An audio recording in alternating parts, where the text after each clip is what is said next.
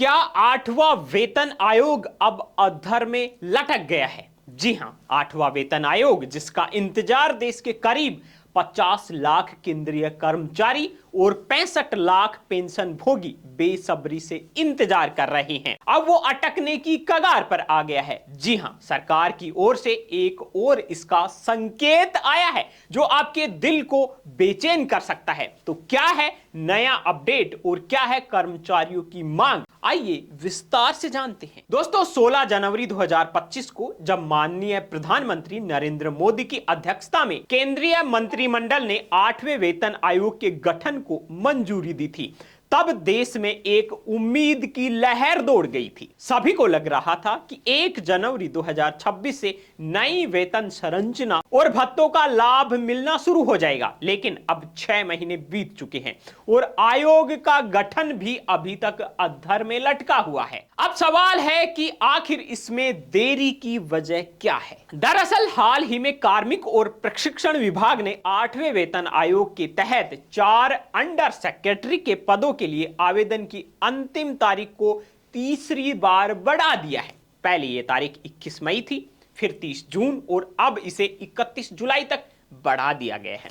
यह बार बार की जाने वाली देरी साफ तौर पर संकेत दे रही है कि आयोग के गठन में अभी और समय लग सकता है। इतना ही नहीं, आयोग के अध्यक्ष और अन्य सदस्यों की नियुक्ति अभी तक नहीं हुई है। टर्म ऑफ रेफरेंस भी अब तक सार्वजनिक नहीं किए गए हैं, यानी कि यह स्थिति केंद्रीय कर्मचारियों और पेंशन भोगियों के बीच चिंता और अनिश्चितता का कारण बन रही है। Railway senior citizen welfare society और नेशनल काउंसिल जैसी संस्थाओं ने इसमें देरी को लेकर प्रधानमंत्री और कैबिनेट सचिव को पत्र लिखकर अपनी नाराजगी भी जाहिर की है। वहीं लाखों कर्मचारी और पेंशन भोगी इस उम्मीद में थे कि 8वां वेतन आयोग उनकी सैलरी में 30 से 40% तक की बढ़ोतरी लाएगा। कुछ वित्तीय विशेषज्ञों का मानना है कि फिटमेंट फैक्टर 1.83 से 2.46 के बीच हो सकता है, जिसके आधार पर न्यूनतम सैलरी 18,000 रुपए से बढ़कर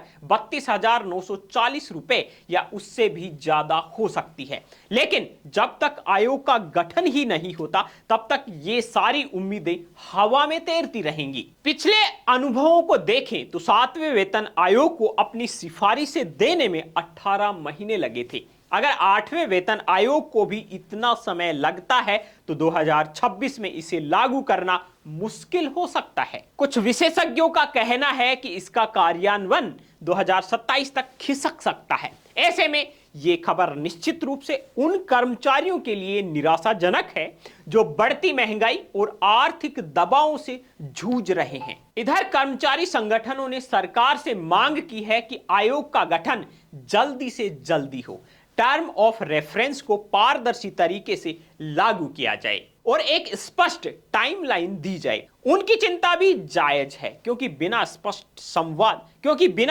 संवाद के तरह तरह की अफवाहें फैल रही है जो कर्मचारियों के बीच भ्रम पैदा कर रही हैं। फिलहाल सरकार की ओर से कोई ठोस अपडेट नहीं आया है। डीओपीटी का ये कदम यानी बार बार डेडलाइन बढ़ाना ये सवाल खड़ा करता है कि क्या सरकार वेतन आयोग के गठन को लेकर गंभीर है। कर्मचारियों और पेंशन भोगियों का कहना है कि ये देरी उनकी आर्थिक योजनाओं और भविष्य की उम्मीदों पर असर डाल रही है।